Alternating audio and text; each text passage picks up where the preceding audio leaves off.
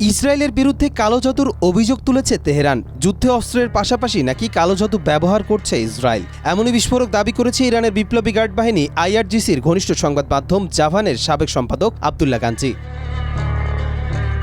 গাঞ্জি সম্প্রতি সামাজিক যোগাযোগ মাধ্যম এক্সে পোস্ট দিয়ে জানান, তেহরানের বিভিন্ন রাস্তায় হিব্রু ভাষায় লেখা অজানা কাগজপত্র ও ইহুদি সংস্কৃতির প্রতীক সহ নানা ধরনের তাবিজ পাওয়া গেছে। তিনি দাবি করেন, এসব সরঞ্জাম জাদুবিদ্যার চর্চায় ব্যবহৃত হচ্ছে এবং এর পেছনে রয়েছে ইসরায়েলের পরিকল্পিত অপারেশন। তার আরও অভিযোগ, ইসরায়েলি প্রধানমন্ত্রী নেতানিয়াহু নিয়মিত তান্ত্রিকদের সঙ্গে গোপন বৈঠক করে থাকেন। এই অভিযোগ ঘিরে মধ্যপ্রাচ্যের ভূ রাজনৈতিক অঙ্গনে তৈরি হয়েছে হাস্যরস ও সমালোচনার মিশ্র প্রতিক্রিয়া। তবে ইসরায়েলের এসব অভিযোগ উড়িয়ে দিয়েছে। গোয়েন্দা সংস্থা মোসাদ জানিয়েছে, গাঞ্জি নেশাগ্রস্ত অবস্থায় এ ধরনের মিথ্যা প্রচার চালাচ্ছেন। এমনকি তাদের পোস্টে ব্যঙ্গাত্মকভাবে ভূতের ইমোজিও ব্যবহার করা হয়।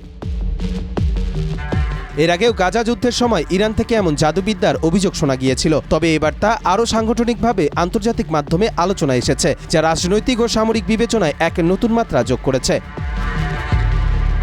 কবির চৌধুরী, মাই টিভি।